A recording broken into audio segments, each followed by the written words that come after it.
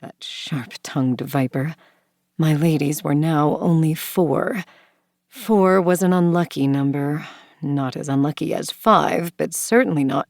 "Carissa," Sabium addressed me, and I lifted my head. My ladies stood in front of us, ashen-faced but composed as I'd trained them. Hopefully, the years they'd lived in this court would ensure they kept that composure.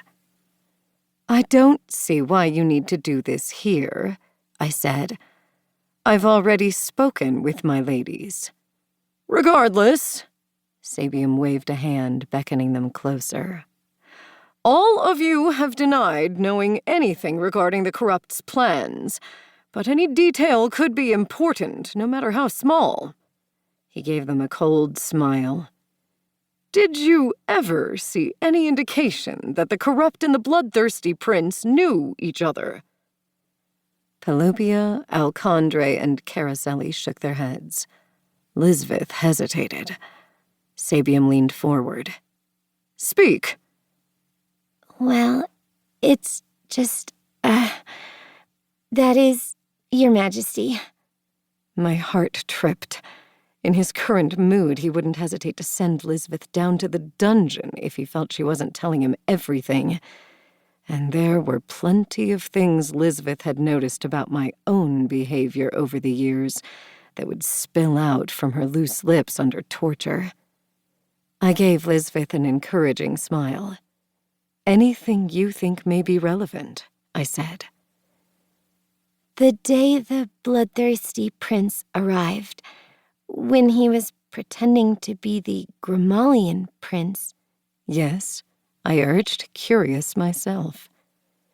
"It was the day you made her one of your ladies." Lisbeth smiled at me, gaining confidence. The courtiers whispered at the reminder of how much access I had given the corrupt to the palace, and I stiffened. Lisbeth's smile faltered as she glanced at the courtiers. Her shoulders hunched, and she turned back to face Sabium. "We walked into the dining hall," she blurted out. "Prisca stopped walking, and Medinia tripped into her. Medinia hissed something at Prisca, but Prisca was staring at the king's table. She told me it was because she was nervous, because it was her first time seeing so many nobles. But perhaps—" All of my muscles tensed at once. The Fey Prince had been in glamour, and the hybrid heir had still recognized him. "Continue," Sabium snapped. Lisbeth flinched. Now I wonder if perhaps she recognized the Bloodthirsty Prince, Your Majesty." Sabium smiled. The questioning continued for hours.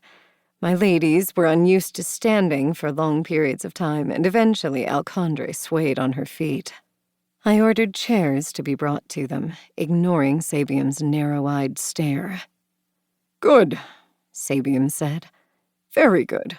You all did well. You're dismissed." He got to his feet, ignoring the courtiers' low bows as he stalked from the throne room. I stayed precisely where I was. Sabium likely believed he was the only one who had just come to a certain realization. I lifted my own wine, hiding my smile. The Bloodthirsty Prince had been in full Fey glamour when he was in this castle.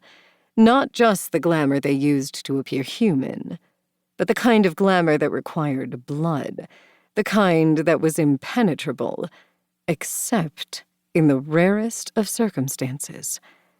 And yet, the hybrid heir had seen through that glamour.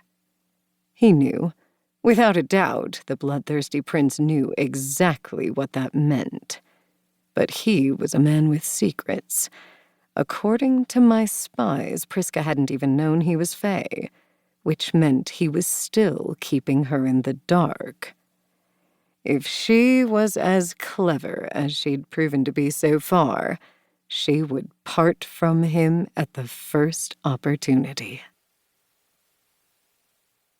The boy. The castle was silent. That was the first thing he noticed. It was silent in a way the castle was never silent, and the boy's skin